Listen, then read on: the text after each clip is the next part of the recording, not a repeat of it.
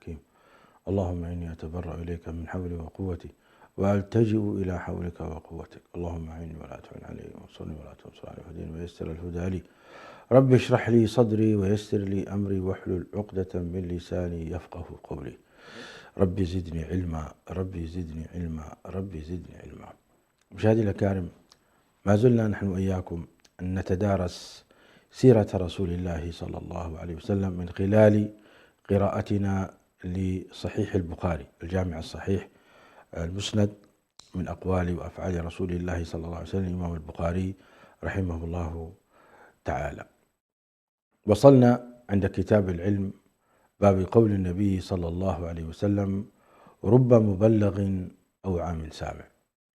أخرج الإمام البخاري رحمه الله تعالى بسنده قال حدثنا مسدد قال حدثنا بشر قال حدثنا ابن عون عن ابن سيرين كما هو ظاهر أمامكم في الشاشة، عن عبد الرحمن بن أبي بكرة عن أبيه ذكر النبي صلى الله عليه وسلم قعد على بعيره وأمسك إنسان بخطامه أو بزمامه، قال: أي يوم هذا؟ فسكتنا حتى ظننا أنه سيسميه سوى اسمه.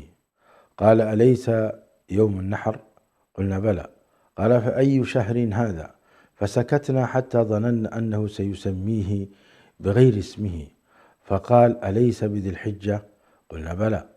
قال: فإن دماءكم وأموالكم وأعراضكم بينكم حرام كحرمة يومكم هذا في شهركم هذا في بلدكم هذا، ليبلغ الشاهد الغائب، فإن الشاهد عسى أن يبلغ من هو أوعى له منه، عسى أن يبلغ من هو أوعى له منهم.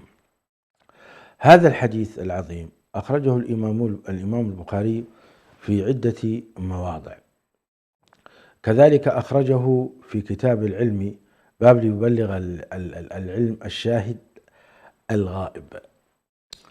فقال: تعود الشاشة إلينا. قال: حدثنا عبد الله بن عبد الوهاب قال حدثنا حماد عن أيوب عن محمد عن أبي بكرة ذكر النبي صلى الله عليه وسلم قال. عن أبي بكرة يقصد عبد الرحمن، وعن أبي بكرة يقصد الصحابي الجليل الذي هو سمع مباشرة من رسول الله صلى الله عليه وسلم. ذكر النبي صلى الله عليه وسلم قال: فإن دماءكم وأموالكم، قال محمد وأحسبه قال: وأعراضكم عليكم حرام كحرمة يومكم هذا في شهركم هذا، ألا ليبلغ الشاهد منكم الغائب. وكان محمد يقول: صدق رسول الله صلى الله عليه وسلم، كان ذلك ألا هل بلغت مرتين. هذا أخرجه الإمام البخاري في كتاب العلم باب ليبلغ الشاهد الغائب، وكرره رحمه الله تعالى في كتاب الحج باب الخطى أيام منى، فذكر بسنده قال: حدثني عبد الله بن محمد قال حدثنا أبو عامر قال حدثنا قرة عن محمد بن سيرين قال: أخبرني عبد الرحمن بن أبي بكرة عن أبي بكرة ورجل أفضل في نفسي من عبد الرحمن حميد بن عبد الرحمن عن أبي بكرة رضي الله تعالى عنه قال: خطبنا النبي صلى الله عليه وسلم يوم النحر، قال: أتدرون أي يوم هذا؟ قلنا: الله ورسوله أعلم. فسكت حتى ظننا أنه سيسميه بغير اسمه. قال: أليس يوم النحر؟ قلنا: بلى. قال: أي شهر هذا؟ قلنا: الله ورسوله أعلم. فسكت حتى ظننا أنه سيسميه بغير اسمه، فقال: أليس ذو الحجة؟ قلنا: بلى. قال: أي بلد هذا؟ قلنا: الله ورسوله أعلم. فسكت حتى ظننا أنه سيسميه بغير اسمه، قال: أليست بالبلدة الحرام؟ قلنا: بلى. قال: فإن دماءكم وأموالكم عليكم حرام كحرمة يومكم هذا في شهركم هذا في بلدكم هذا إلى يوم تلقون ربكم، ألا هل بلغت؟ قالوا: نعم. قال: اللهم اشهد، فليبلغ الشاهد الغائب، فرب مبلغ أو عام سامع، فلا ترجعوا بعدي كفارا يضرب بعضكم رقاب بعض.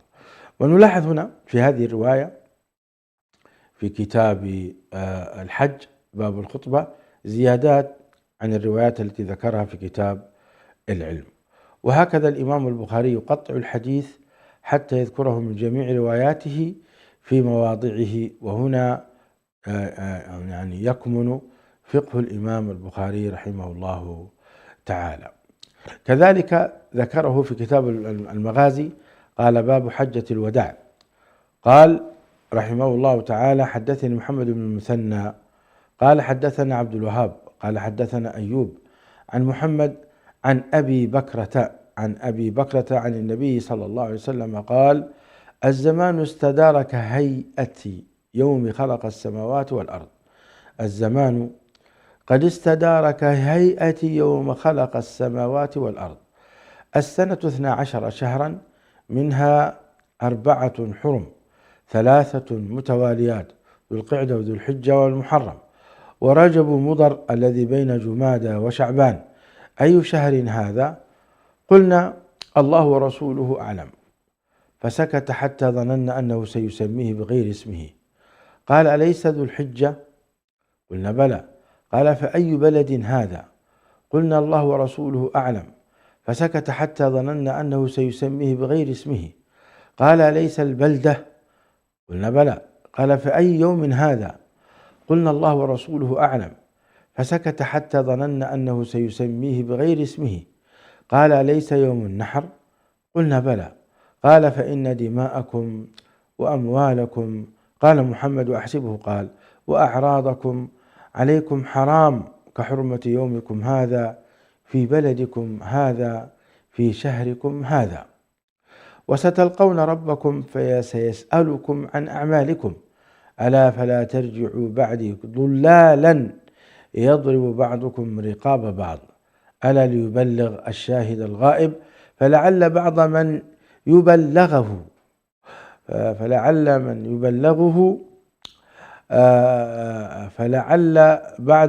يبلغه أن يكون أوعى له من بعض من سمعه. فكان محمد إذا ذكره يقول: صدق محمد صلى الله عليه وسلم، ثم قال: ألا هل بلغت؟ مرتين.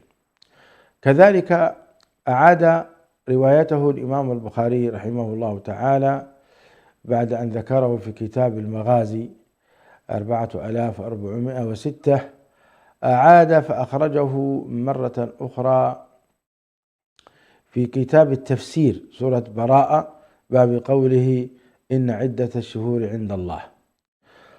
قال: حدثنا عبد الله بن عبد الوهاب حدثنا حماد بن يزيد. ونلاحظ هنا تغيير الأسانيد، وفيه أيضا مهارة معرفة الأسانيد ومعرفة الرجال، وأيضا معرفة الطرق والمتابعات، ليبين لنا قوة الإمام البخاري في كتابة هذه الأحاديث، حيث وفقه الله عز وجل وأعانه، فكان أفضل كتاب بعد كتاب الله عز وجل. قال: كتاب التفسير باب قوله: إن عدة الشهور عند الله 12 شهرا. قال: حدثنا عبد الله بن عبد الوهاب قال حدثنا حماد بن زيد عن أيوب عن محمد عن أبي بكرة عن النبي صلى الله عليه وسلم قال: إن الزمان قد استدار كهيئته يوم خلق الله السماوات والأرض. السنة 12 شهرا، منها 4 حرم، 3 متواليات، ذو القعدة وذو الحجة والمحرم، ورجب مضر الذي بين جمادى وشعبان. وهذا يؤكد جزء من الحديث المذكور في كتاب العلم. كذلك أعاد الإمام البخاري تخريج هذا الحديث في كتاب التوحيد، في كتاب الأضاحي، ثم أعاد تخريجه في كتاب التوحيد. دعونا نقرأ ماذا كانت رواية كتاب الأضاحي. قال: حدثنا محمد بن سلام قال حدثنا عبد الوهاب قال حدثنا أيوب عن محمد عن أبي بكرة رضي الله تعالى عنه عن النبي صلى الله عليه وسلم قال: الزمان قد استدار كهيئته يوم خلق الله السماوات والأرض، السنة 12 شهرا، منها 4 حرم، 3 متواليات، ذو القعدة وذو الحجة والمحرم ورجب مضر الذي بين جمادى وشعبان، أي شهر هذا؟ قلنا: الله ورسوله أعلم. فسكت حتى ظننا أنه سيسميه بغير اسمه. قال: أليس ذا الحجة؟ قلنا: بلى. قال: أي بلد هذا؟ قلنا: الله ورسوله أعلم. فسكت حتى ظننا أنه سيسميه بغير اسمه. قال: أليس البلدة؟ قلنا: بلى. قال: فأي يوم هذا؟ قلنا: الله ورسوله أعلم. فسكت حتى ظننا أنه سيسميه بغير اسمه. قال: أليس يوم النحر؟ قلنا: بلى. قال: فإن دماءكم وأموالكم، قال محمد أحسبه قال: وأعراضكم عليكم حرام. وهنا الاستدراك من محمد بن سيرين هذا هو الذي جعله حقيقة من باب التورع، حتى يقول قال وأحسبه أنه قال، حتى لا يضيفون شيئا لم يقوله النبي صلى الله عليه وسلم، وهذا من ورعهم ومن مخافتهم لله عز وجل. وإلا فرواية وأعراضكم ثبتت بروايات أخرى كما قرأنا بدون شك. قال: وأعراضكم عليكم حرام كحرمة يومكم هذا في بلدكم هذا في شهركم هذا، وستلقون ربكم فيسألكم عن أعمالكم، ألا فلا ترجعوا بعدي ضلالا يضرب بعضكم رقاب بعض، ألا ليبلغ الشاهد الغائب، فلعل بعض من يبلغه أن يكون أوعى له من بعض من سمعه. وكان محمد إذا ذكره قال: صدق النبي صلى الله عليه وسلم، ثم قال: ألا هل بلغت؟ ألا هل بلغت؟ كذلك أعاد الإمام البخاري رحمه الله تعالى تخريج هذا الحديث في كتاب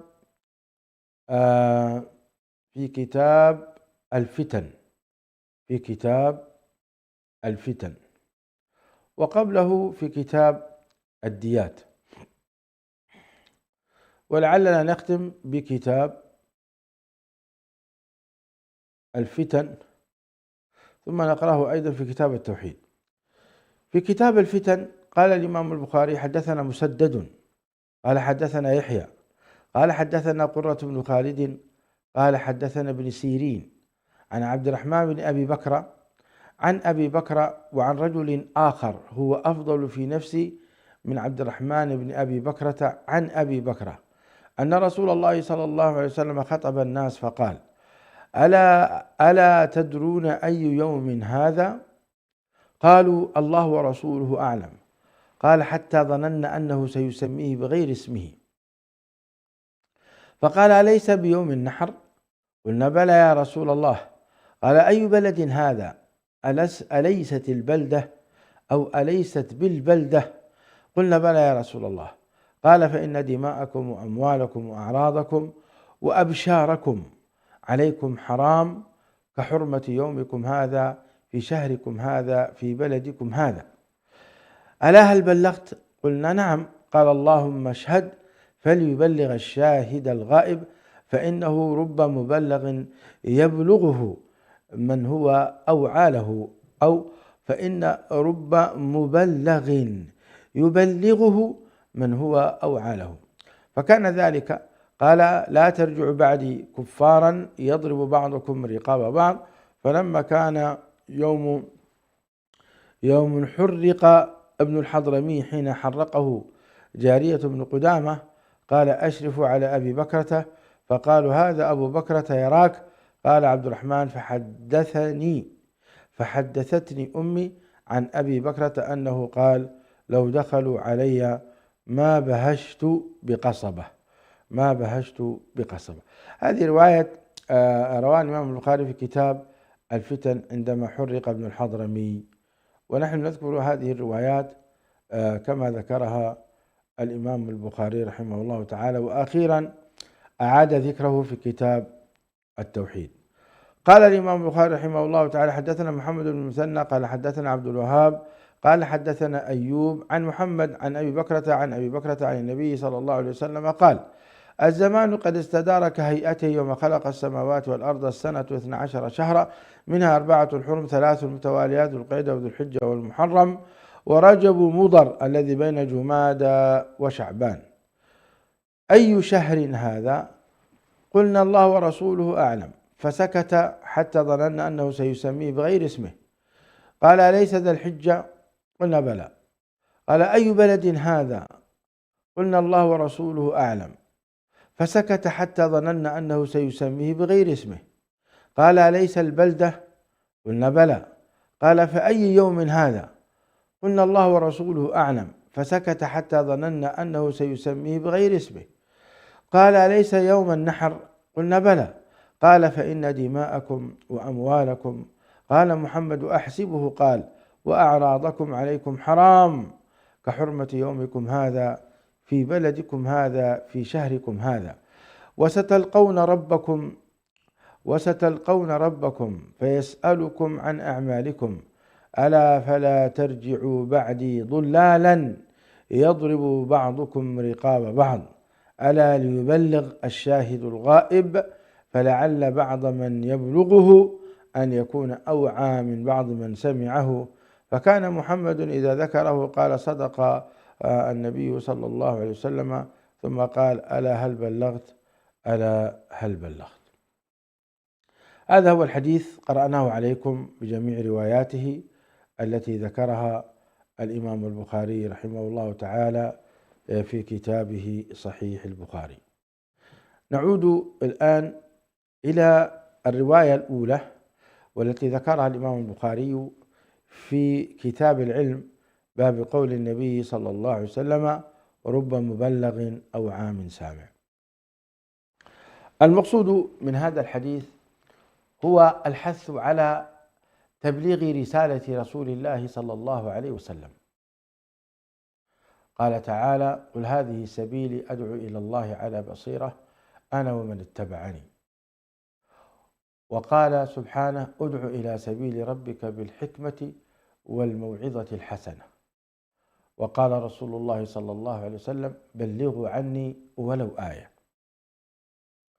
هنا الحث على التبليغ كما سمع الطالب من الشيخ، يبلغ هذا الحديث بنصه دون أن يزيد فيه ولا ينقص إلى من هو تلميذه أو من هو يسمعه. وهنا إشارة مهمة، أن الفهم يختلف عن الحفظ، فمن رزق حفظا فقد لا يرزق فهما، ومن رزق فهما فقد لا يرزق حفظا، والسعيد من رزق الفهم والحفظ. وهنا أشار نبينا صلى الله عليه وسلم إلى الفرق بين ذلك: ورب مبلغ أو عام سامع. فالذي يسمع الحديث ربما يكون أكثر فهما له من الذي يبلغ، ولذلك وجد الكثير من الفقهاء من هم أعلم بفقه الحديث من المحدثين الذين بلغوا هذا الحديث. فمثلا الإمام الشافعي محدث وفقيه، الإمام مالك محدث وفقيه، الإمام أحمد محدث وفقيه. لكن كثير من المحدثين لم يعرفوا بالفقه، وإنما عرفوا بنقل هذا الحديث والمحافظة عليه حتى وصلنا ها هنا. ولذلك أنت أيضا أيها المستمع الكريم قد تسمع الحديث ولكن لا تحفظه. اليوم بسبب المشاكل وكثرة الذنوب والمعاصي قل الحفظ. كان الإمام البخاري رحمه الله تعالى يحفظ ملايين من الأحاديث ويتقنها حفظا كأنه تماما مثل الكمبيوتر. اليوم أنت حينما تدخل إلى أي تطبيق أو إلى الحاسب الآلي فتطلب منه أحاديث يسردها لك سردا في ثواني. هكذا كان الإمام البخاري رحمه الله تعالى، وهكذا كانوا الأئمة الحفاظ أيضا. وشيخ الإسلام ابن تيمية رحمه الله الذي اليوم يحارب من الأعداء ويريدون إسقاطه ويبقى شامخا ويبقيه الله عز وجل شامخا، هؤلاء الذين يحاربون شيخ الإسلام ابن تيمية هم في غفلة، هم يحاربون الله عز وجل، يحاربون هذا الدين، وظنوا أنهم سيقدرون على شيخ الإسلام ابن تيمية، والأمر ليس كذلك. هذا علم حفظه الله عز وجل، أبقاه وحماه. الآن حوالي 7 قرون ما زال الناس يستفيدون من كتابات شيخ الإسلام ابن تيمية ومؤلفاته، ويشرحونها ويوزعونها ويطبعونها ويتعلمونها في كل أنحاء العالم، شاء الأعداء أم أبوا، لأن الله عز وجل قال: إنا نحن نزلنا الذكر وإنا له لحافظون. ومن حفظ القرآن والسنة أن يحفظ الله هذه الكتب التي شرحت الكتاب والسنة. وهؤلاء الحمقى الذين يسبون الإمام النووي ويسبون الإمام ابن حجر العسقلاني رحمه الله تعالى ويتهمونهم زورا وبهتانا، والله حمقى مع الأسف، يظنون أنهم بهذا يحافظون على هذا الدين. أنت تهدم هذا الدين وتعين الصهاينة وتعين أعداء الإسلام على هدم هذا الدين عندما تطعن في هؤلاء الأئمة الكبار. ولكن يبقى الإمام إماما قد حفظ الله له أئمته. هذا من عجائب قدرة الله سبحانه وتعالى، أن الله من أسمائه الوفي، فوفى الله عز وجل لهم. وهو الذي يندرج تحت قوله تعالى: ألم نشرح لك صدرك، إلى أن قال: ورفعنا لك ذكرك.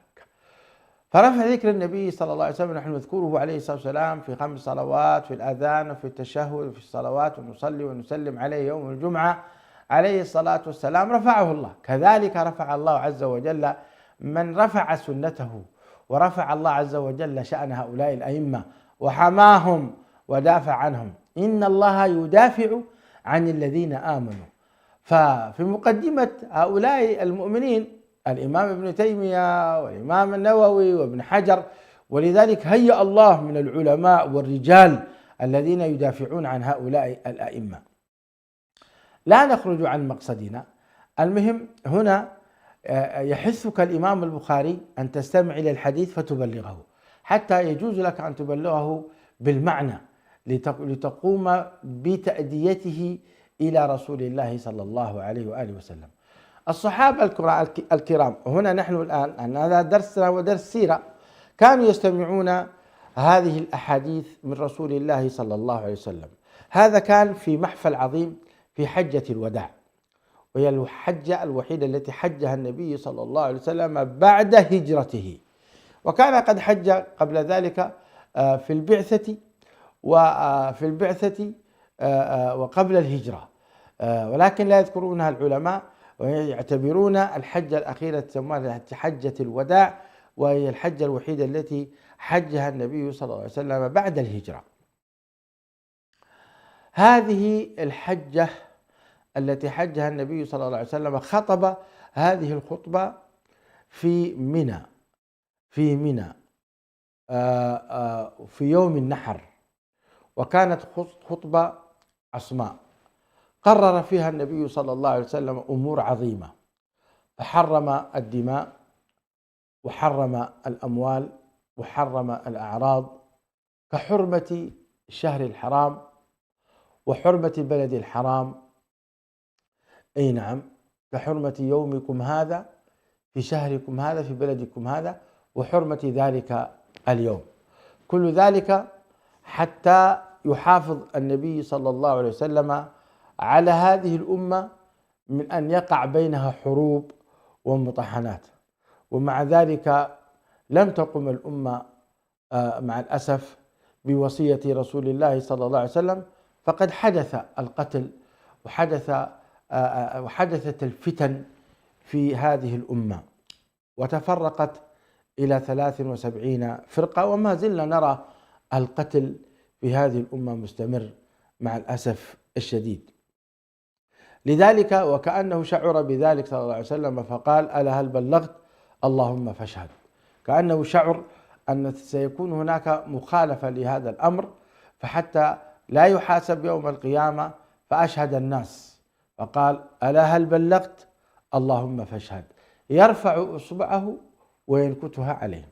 هذا الحديث سمعه معظم الصحابة رضوان الله عليهم. ذو الحجة كان فيها عدد كبير من الصحابة رضوان الله عليهم، يتخلف من الصحابة إلا القليل.